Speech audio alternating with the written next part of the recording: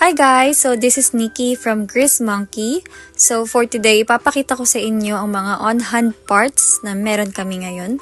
So ito yung unang part nung set na meron kami. Ito yung release bearing. Ito yung other part niya. So mamaya ipapakita ko sa inyo kung paano nyo masasabi if original yung hawak nyo or yung in-offer sa inyo.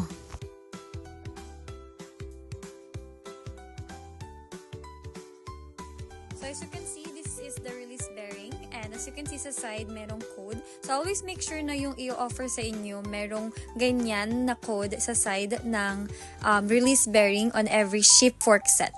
And then this is the TCM that we have on hand.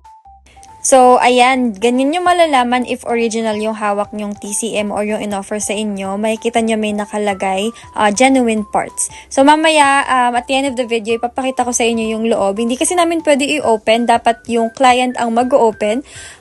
Yeah, so watch until the end.